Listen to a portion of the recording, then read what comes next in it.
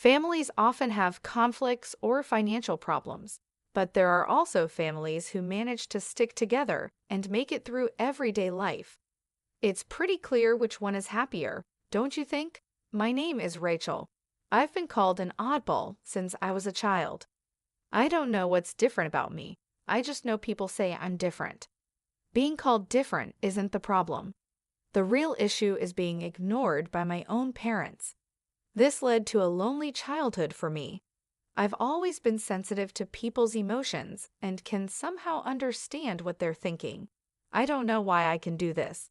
It's not like I can always see or feel it, but it's as natural to me as moving my hand or breathing. I found it strange and couldn't understand why others couldn't do the same.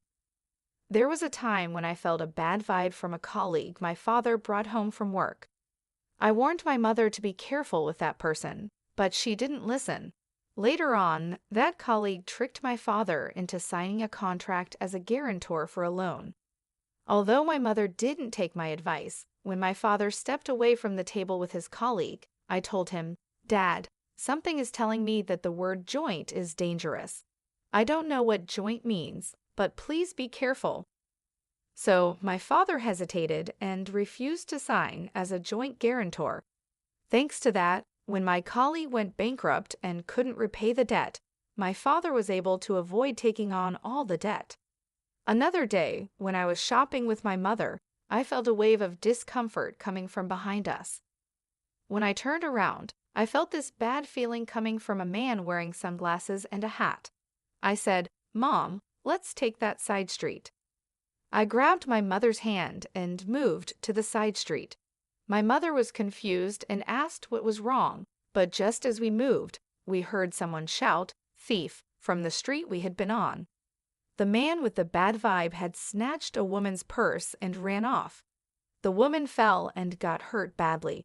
If we hadn't moved to the side street, the man's target would have been my mother. Things like this happened often, and people started to think I was strange and mysterious.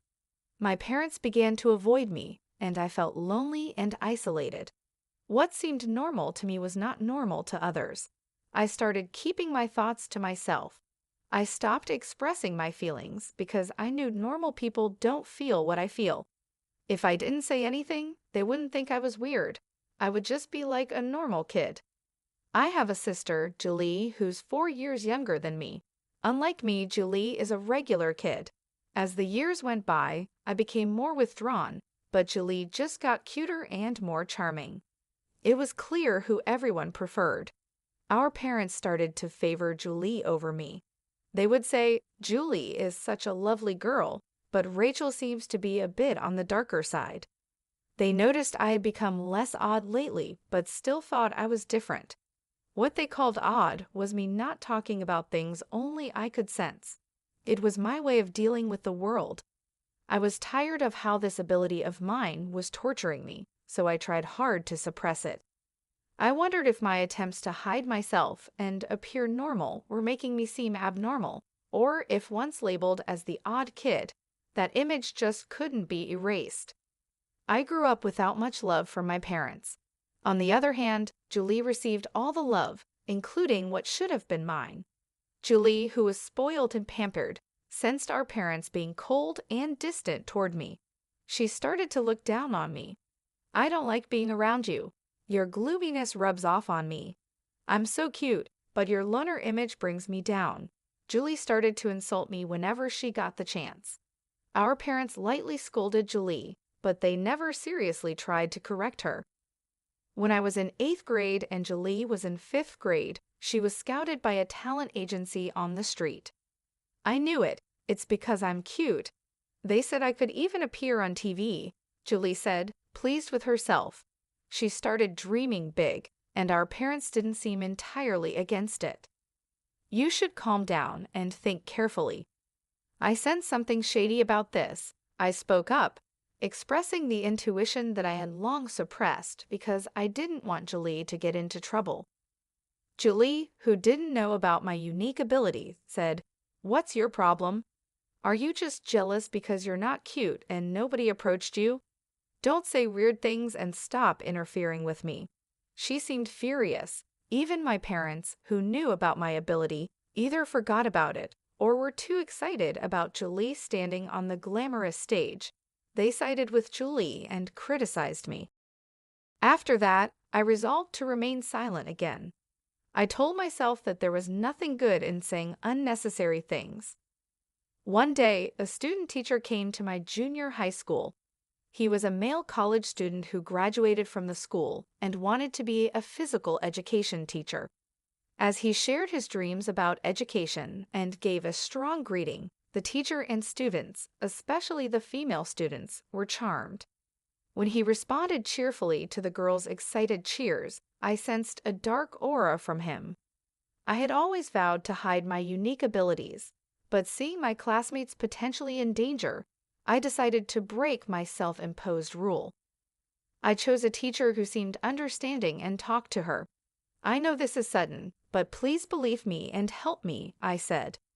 The teacher was puzzled by my sudden request, but agreed to stake out a certain location after school, just as I asked. I didn't tell the teacher the details. I had no reason to think she would believe me, but the fact that she agreed to help without any explanation made me think she wasn't an ordinary person either. The next day, the school was in an uproar. The male student teacher was arrested for violating a public nuisance prevention ordinance. The location where the teacher staked out was near the girls' restroom. Within 10 minutes of starting the stakeout, the student teacher appeared, entered the girls' restroom, and installed a video camera. The teacher caught him in the act. Thanks to that, the female students were saved from being secretly filmed, and their dignity was protected. Meanwhile, my sister, who had joined the talent agency, was proudly telling everyone about it. But there were no real lessons or auditions. She only had to pay expensive membership and lesson fees. Then, suddenly, the agency closed down, leaving an empty shell. In short, my sister was scammed. She cried and screamed, directing her anger at me. "It's all because you said weird things. My future is ruined, and it's all your fault." It didn't make any sense, but my sister seemed to truly believe it. Maybe that's the only way she could handle it. For me, it was a disaster and a nuisance. Our parents didn't say such unreasonable things, but their attitude became more distant toward me and more supportive of my sister. I ended up feeling lonely again, as the odd one out. I was happy that I could help everyone at school, but I was terrified that my actions would corner me. That's when I received a call from the teacher who had listened to my story, asking me to come to the staff room. Worried that I would be labeled as strange again, I opened the door to the teacher's staff room. "You knew something like that was going to happen, didn't you?" The teacher asked me in a low voice, without any preamble. Thinking there was no point in pretending, I gathered my courage and told the teacher about my mysterious power. "I thought so. I know there are very few people like you," the teacher said. For the first time, someone showed understanding for my situation. The teacher said they knew someone with a power like mine, and that's why they could understand. Actually, that person is my aunt, and I've been listening to her stories for a long time. "You must be worried about a lot of things because of your power. Maybe getting advice from someone who's been in your shoes will help clear your mind." Saying that, the teacher introduced me to the person. The person looked at me with kind eyes and said, "It's natural to be worried, but you don't need to suffer." I was drawn to their gentle yet deep eyes that seemed to see through everything. The person's name was Hannah, and she had the same kind of power as me since she was a child. She had experienced a lot of struggles and hiding herself throughout her life. The stories from my senior who had gone through the same experiences helped me release my worries and doubts. From this day on, my interactions with Hannah began. I called Hannah my mentor, but she just gave a wry smile and said, "Please don't." Thanks to Hannah, or rather my mentor, I changed. I had been living my life quietly, trying to stay unnoticed, but as my awareness grew, I gradually began to live a normal life as an ordinary girl. However, since the incident with the talent agency, I haven't been able to reconcile with my sister. If anything, it feels like we're drifting apart. it's become normal for her not to talk to me, and when she does, it's just to complain or insult me for no reason. I often have no idea what triggers her mood switches.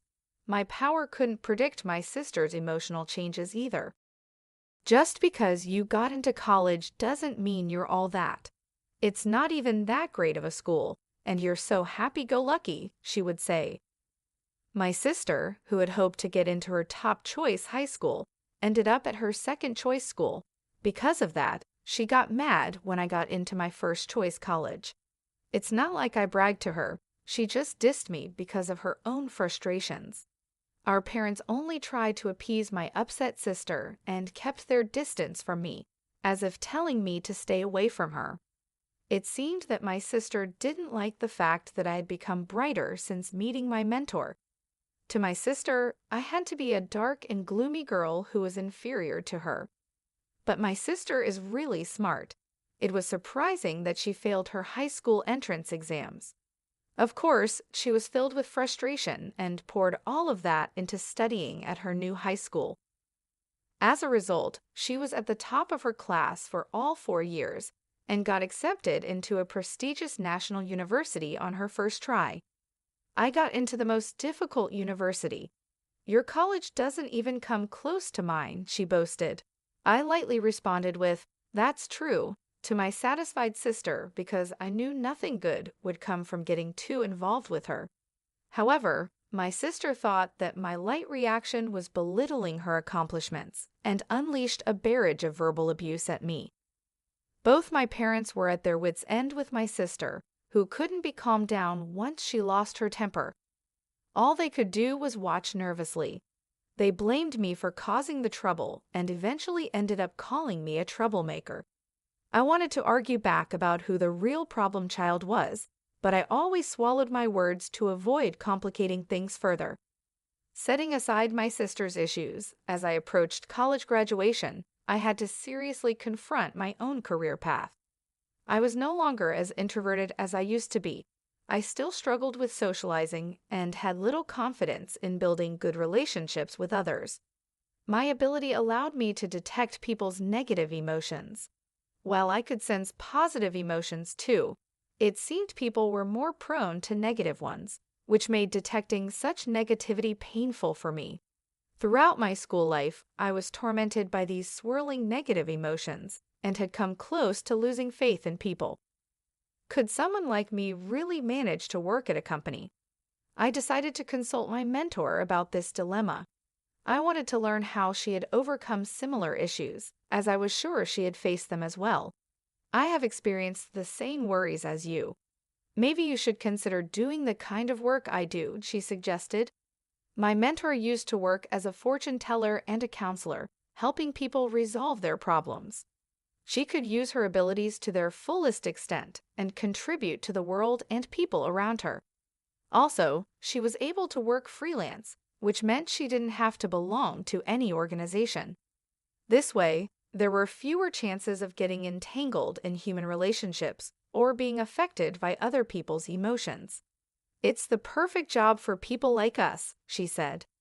Encouraged by my mentor, I decided to pursue the same line of work. She taught me everything from how to do the job to how to acquire clients. Nowadays, thanks to the internet, it's possible to work from home without any issues. When I told my parents and sister that I would not seek employment after graduation and work from home instead, they responded, "What's that? What kind of job is that? Seems so dumb. You'll be home all the time. At least make sure to do the housework. Can you even make a living doing that? How will you cover living expenses? Well, as long as you contribute to the household, do whatever you want." While I expected such a response from my parents, it made me feel a little lonely that they didn't support me more. I felt sad thinking about their demands for housework and money. My mood darkened, and so my life working from home began. At first, I didn't have any job requests and struggled day by day. But with my mentor's help, I gradually got the hang of it and started to make a living. For about a year, I couldn't contribute financially to the household, so I focused on doing the housework. My dad seemed unsatisfied, but my mom was relieved and kept him in check. After about a year, when I finally started contributing financially, my dad mocked me by saying, "Oh, finally, you're able to earn some pocket change, huh?" But I could tell he was actually quite satisfied with the money.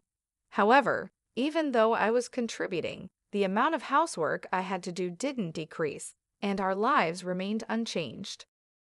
Then, after another 3 years, my sister graduated from college and secured a job at a foreign company. Unlike you, I'm an elite. You're just unemployed, living at the bottom of the barrel. It's so depressing to have you as a sister, she would say. My sister, who had successfully landed a job, started to belittle me for working from home. "What are you even doing working from home? That's just like playing. You're nothing more than a parasite living at home." At times, she'd say, "It's really weird not to work outside. I'm working hard, earning everyone's respect, and now I've been promoted to team leader. My pay is going to increase, and I'm probably earning about 5 times more than you. There's no way a homebody like you can earn that much."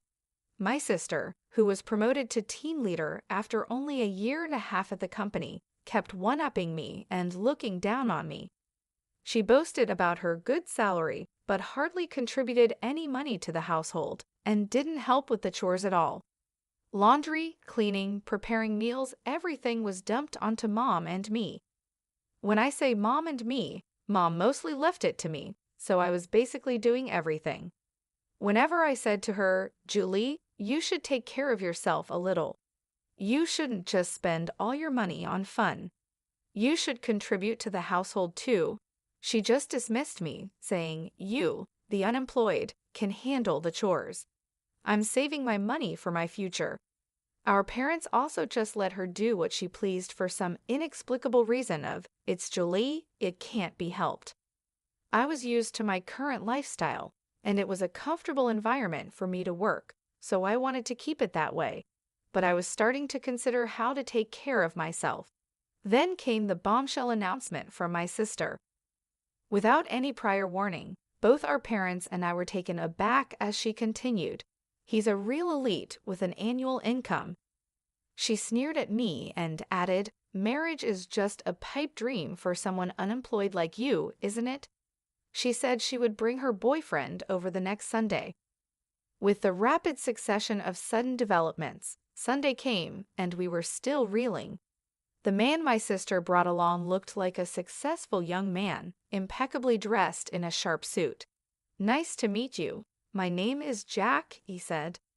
"I would like to ask for your permission to marry Julie," Jack said, greeting us properly and showing good manners. "Isn't he wonderful? Just as I said, I'm going to be so happy with this man," Julie gushed. "So Jack, what do you do for a living?" Dad managed to ask, clearly impressed by Jack's presence. "Yes, I'm currently training at a company that my father knows," Jack replied. We were puzzled by the word training, and then Julie said gleefully, "His father is the president. He's training now to take over the presidency in the future." My sister seemed over the moon about becoming a future president's wife. Afterward, we had various conversations, and Jack left stylishly. There were a few things that made me raise an eyebrow during the conversation, but my parents were thrilled with the high-status man. However, I felt an inexplicable dark shadow from that seemingly refreshing and good-natured man, Jack. It was something only I could sense, so I didn't know how to explain it. I could no longer remain silent, fearing that marrying a man with hidden issues would make my sister unhappy. "Julie, you've only been dating him for less than 4 months. You might want to understand him a little more before deciding to get married," I cautioned, driven by a strong gut feeling.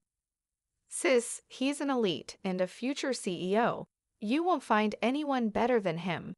"Oh, I see. You're jealous, aren't you? You're bitter because you're comparing your life to my happy one." "Poor jobless sis," she retorted. Even our parents got angry at me for interfering with Julie's happiness. "You're just unemployed, so at the very least, stop interfering with your sister's happiness," they said. It was clear that our parents were hoping to secure a comfortable old age by marrying Julie off to a wealthy man. Frustrated by my inability to effectively communicate my concern about the dark shadow I sensed looming over Julie, my head was spinning. In the meantime, the two got engaged, and a meeting between both families took place. Jack's parents, like him, carried an air of freshness about them, but I felt the same ominous cloud hidden behind them. However, I was unable to convey this danger to my overjoyed sister and parents. Before I knew it, the day of the wedding had arrived. The CEO of our company is attending today's reception. Can you comprehend how much I'm appreciated and anticipated in my company? I guess it's a kind of honor that a shut-in like you wouldn't understand, my sister said gleefully before leaving the house. She always included some derogatory words directed at me. At the wedding ceremony held at a hotel, the couple who pledged eternal love to each other entered the reception hall. Watching my sister, who was beaming with joy, I worried about how long this happiness would last. As my sister mentioned, the CEO made a keynote speech, full of praise for her, which delighted her. Once the speeches were over, food and drinks were served to each table. There were all sorts of delicious-looking dishes, but I started to feel a sense of discomfort. Gradually, I realized that no dishes were being served in front of me. At first, I thought my meal was just late, but other tables were already being served drinks, appetizers, and so on, one after another. Clearly, something was off. Nothing was being delivered to me. People at the same table began to notice this oddity and started whispering among themselves. At that moment, my sister came over to me and whispered into my ear with laughter in her voice. We didn't prepare free meals for the unemployed. After all, it's such a waste to serve such food to a jobless person. You should just eat potato chips at home. Just leave your gift money and go home. This outrageous remark was spoken loudly in my ear, and my ears rang. Jack, sitting at the groom's table, was grinning and nodding. Even our parents, who at first seemed surprised, said, "Well, it's true, Rachel is jobless after all." I was first taken aback, then a wave of anger surged up within me. I never thought you'd stoop this low, sis. Mom and Dad, this is unacceptable. How could you accept such rudeness? My parents just scowled at me, never bothering to reprimand my sister. Fine, I get it. I'm leaving, but don't come crying to me later, I said. You sound like a sore loser, she shot back. Amidst the chaos of this unbelievable turn of events, a man suddenly stood up. Sorry to interrupt. I'm the groom's brother, Larry. My brother and parents are trash, but it seems the bride is even worse. I can't take it anymore, said the man who introduced himself as Larry. He continued, Dad, your company went bankrupt 5 months ago, didn't it? Pretending to still be a CEO is just a scheme to mooch off the bride and her family. Jack will never become a CEO. He's planning to leech off his wife while pretending otherwise. He's unemployed now. Larry's words caused a commotion among the guests, but my sister was the most heated. What do you mean you lied to me? What do you mean unemployed? She demanded, her face turning from red to blue, her eyes welling up with tears. Our parents, their assumptions proven wrong, began to yell and curse. The anguished cries of my family echoed throughout the venue. The groom and his parents remained silent, looking sulky. Before the ceremony, I had received a confession and apology from Larry and asked him to speak his mind without reservation if something happened during the reception. As my sister was berating Jack with a wrathful face, another man couldn't take it anymore and stood up. It was the president of my sister's company. Enough already. This is embarrassing. You have no right to criticize the groom. What do you think about your terrible attitude towards your own sister? The president's angry voice made my sister's face contort in fear. For one, I didn't attend your wedding for your sake. I wouldn't have come if you weren't the sister of Rachel. Suddenly, my name was mentioned by the president, and my sister's eyes widened in surprise. Huh? Who are you talking about?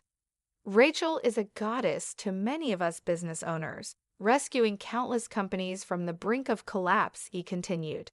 In fact, with the guidance of my mentor, I have been working as an advisor for corporate revitalization and growth. Starting with fortune telling and life consultation, I used my abilities to show companies the path they should take. All my advice was spot on, and the companies that sought my help experienced a rapid resurgence in business, achieving a V-shaped recovery. As a result, I had earned titles like teacher and goddess. My sister's company had also consulted with me 5 months ago, and thanks to my advice, it had been reborn as a stronger enterprise. The president, grateful for my assistance, attended the wedding today as well. I had no idea. You're not just a basement-dwelling, unemployed nobody, are you? My sister said, finally realizing the truth. Thanks to my thriving career, her assumptions had been shattered. I now earn several times what you do. Despite contributing significantly to the household income, our parents never seemed to care about me. They thought that money was from Julie. Oh, we thought July provided that money, they said, misunderstanding the situation. There was no way Julie would have been contributing money to the house. The wedding reception turned into a chaotic scene and was called off. Naturally, all the guests were fully refunded their wedding gifts. I've already signed a contract for an apartment under my name. I can't afford it on my own, especially now that he's unemployed, my sister sobbed. Jack retorted, "You're the one who signed the contract. I don't know anything about that." The wedding was a complete disaster, resulting from my sister's malice towards others. She may argue there were reasons for her behavior, but they didn't hold up. Afterward, Julie divorced Jack and claimed alimony. Since Jack was jobless and his parents didn't have much, she couldn't receive much alimony. She barely managed to pay for the wedding venue, let alone the apartment she had contracted. The place that was supposed to be their love nest was never occupied and was canceled. However, the debt didn't simply vanish, and Julie found herself heavily burdened by loans. Moreover, her outrageous behavior at the wedding quickly became known among her colleagues, leading to a rapid decline in her reputation. The CEO had no choice but to demote her. With no place left in the company and having lost her pride as an elite, Julie wanted to quit and run away, but she had to bear the embarrassment for the sake of loan repayment. She continued with a trivial job in a hardly noticeable basement storage room. Jack and his parents, who had failed in their plan to leech off Julie, were now scraping by with occasional day labor. Naturally, Jack's elder brother, Gary, had cut off all ties with his parents and brother. The parents quickly gave up on Julie when she hit rock bottom and tried to cozy up to me instead. To them, I said, "I've had enough of being manipulated by you. I'm cutting ties. Goodbye forever." I declared this and moved out to start a new life in a newly rented apartment. They took in the fallen Julie, who was struggling to make ends meet. Julie's salary was drastically reduced, and she couldn't possibly contribute to the household expenses, of course. I stopped the money I was contributing to the house as well. Without my financial help and unable to lower their standard of living, our parents quickly became exhausted and struggled every day to make ends meet. They were panting and stressed, trying to maintain the lifestyle they had grown used to, but without the necessary income, it became a daily challenge. On the other hand, my work was thriving. I was able to guide many companies and individuals in the right direction, using my abilities to help them succeed. My reputation grew, and more clients sought my advice. This success brought me a sense of fulfillment and financial stability.